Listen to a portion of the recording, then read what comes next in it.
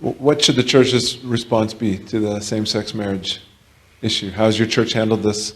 What should the Christian response be? You know, the Bible says that marriage is to be held in esteem among all. And this is not marriage being held in esteem. This is blasphemy. This is blasphemy against God. This is wickedness of the worst kind. Homosexuality is unique among sins. Let me say that again. Homosexuality is unique among sins.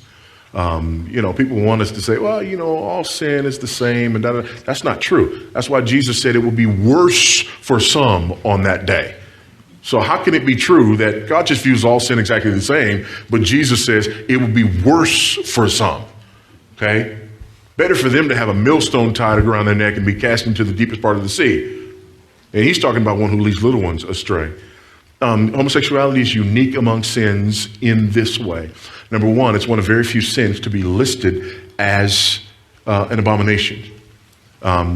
Not it's an abomination for Israel, but it's an abomination to God. Secondly, it's the only sin that has the distinction of being the cause of God raining fire and brimstone on the earth.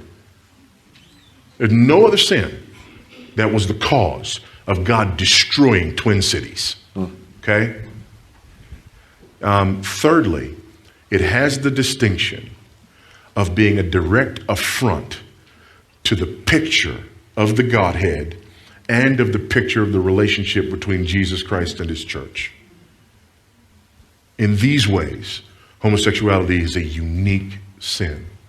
Also, it's unique in that in the Romans 1 passage, in the devolution of culture, it's unique in that that's the sin for which Paul says men receive in their bodies the due penalty for their error.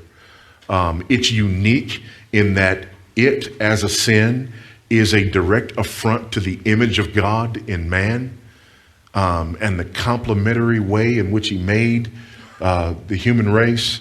So this is wicked, and it's something that must be confronted. It must be confronted because of its implications for societies and cultures. It must be confronted because of its implications for the individuals practicing this. People who practice homosexuality have a rough go of it, man. It's tough.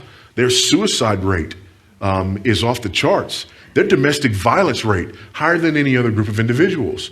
Their contraction of sexually transmitted diseases, again, more than other groups or individuals. And not just sexually transmitted diseases, but other sort of maladies that are caused that we won't go into because there's young ears here, by this lifestyle. Their rate of alcoholism, higher than any other group that you can mention or name. This is something that's devastating to individuals. It's devastating to cultures. It's devastating to societies.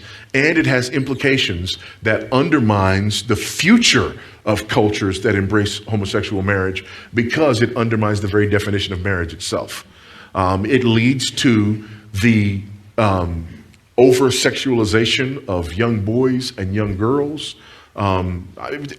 I could go on, but there's huge implications to this particular issue. And the way that it's been sort of sold to us has been masterful in a very evil sort of way.